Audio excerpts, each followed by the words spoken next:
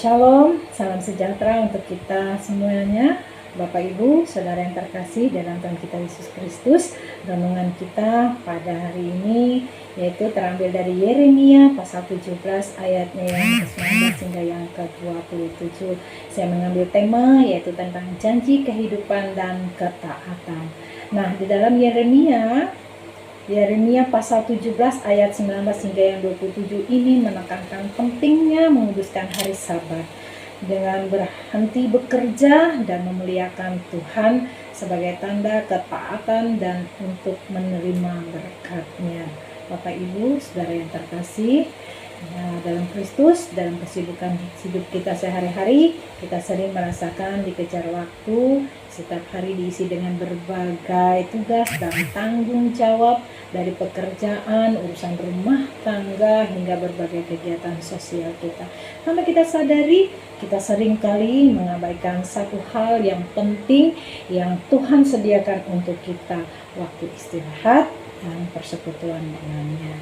Jadi kita cenderung mengisi setiap hari, bahkan hari Minggu dengan aktivitas-aktivitas yang tidak ada habisnya. Akibatnya kita merasa lelah dan stres, dan hubungan kita dengan Tuhan menjadi dangkal. Hari ini kita akan merenungkan sebuah pesan dari masa lalu yang sangat relevan untuk kita sekarang ini, Bapak Ibu. Melalui Nabi Yeremia, Tuhan menyampaikan sebuah seruan yang kuat di pintu gerbang Yerusalem. Pesan ini bukan sekedar aturan keagamaan, melainkan sebuah janji dan kesempatan untuk mengalami pembaruan rohani kita. Dalam ayatnya yang ke-19 hingga yang 23, Tuhan memerintahkan Yeremia untuk pergi ke tempat yang paling strategis di Yerusalem. Gerbang adalah pusat kehidupan, tempat di mana raja, pembesar, dan rakyat biasa keluar masuk. Dengan berdiri di sana, Yeremia memastikan bahwa pesan Tuhan akan didengar oleh setiap lapisan masyarakat. Jadi, pesan Tuhan sangat jelas, Bapak Ibu. Janganlah kamu membawa beban pada hari Sabat, dan janganlah kamu membawanya masuk melalui pintu-pintu gerbang Yerusalem. Jadi perintah ini terdengar sederhana, tetapi maknanya sangat dalam. Tuhan ingin umatnya menguduskan hari Sabat, menguduskan hari itu sebagai hari kudus baginya. Ini adalah perintah untuk berhenti dari pekerjaan kita dan mengalihkan fokus kita kepada Sang Pencipta. Sayangnya, Tuhan juga mengingatkan mereka tentang kegagalan nenek moyang mereka. Mereka tidak mau mendengarkan dan tidak mau taat. Mereka berkeras kepala, tidak ingin menghiraukan perintah Tuhan. Akibatnya mereka mengalami konsekuensi yang pahit, termasuk kehancuran dan pembuangan. Ini adalah pelajaran yang tegas bagi kita. Ketidaktaatan memiliki harga yang sangat-sangat mahal. Dalam ayat yang ke-24 hingga yang ke-27, selanjutnya mengatakan Tuhan memberikan dua pilihan dengan konsekuensi yang sangat jelas. Dalam ayat yang ke-24 hingga yang ke-26, Tuhan berjanji akan memberikan mereka secara luar biasa jika mereka menguduskan hari Sabat. Para raja dan pembesar akan terus melewati gerbang Yerusalem, melambangkan kemakmuran dan kestabilan bangsa tersebut. Kota Yerusalem akan dihuni selamanya. Itu yang Tuhan janjikan. Yang paling penting, mereka akan kembali mempersembahkan kurban syukur kepada Tuhan dan menunjukkan hubungan mereka dengan Allah telah dipulihkan. Ketaatan pada satu perintah ini akan menjadi kunci bagi pemulihan dan kelangsungan hidup mereka. Bapak Ibu yang terkasih dalam Tuhan kita Yesus Kristus, pada ayat yang ke-27 berkata, jika mereka mengabaikan firman Tuhan dan tetap melakukan pekerjaan pada hari Sabat, maka hukuman Tuhan pun akan datang.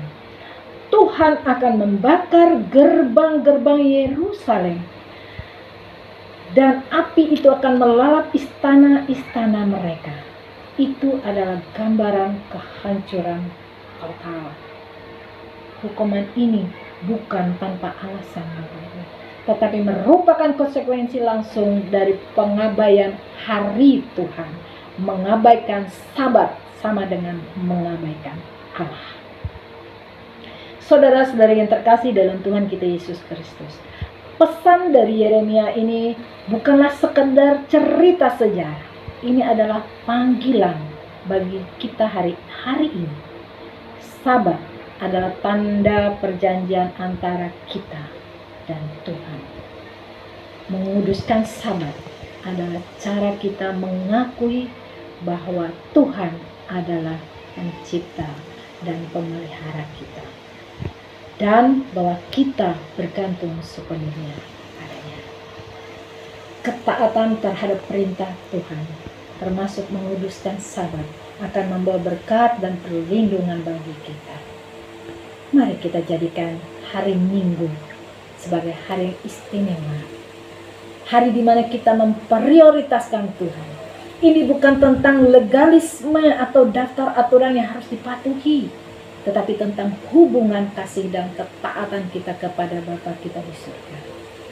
Ketika kita menghormati harinya, kita akan menemukan berkat yang sejati, yang pembaruan sejati dan pembaruan rohani Bapak Ibu yang kita butuhkan. Sementara ketidaktaatan berujung kepada kehancuran. Bagaimana dengan kita menjalani hari Minggu kita? Apakah kita benar-benar menguduskan sebagai hari untuk beristirahat, menyembah dan bersekutu dengan Tuhan? Atau apakah kita mengisinya dengan pekerjaan, belanja, atau hiburan yang tidak memberikan tempat bagi Allah? Bapak Ibu Saudara yang terkasih, ingatlah, Tuhan tetap memberikan harapan dan menawarkan kasih karunia-Nya.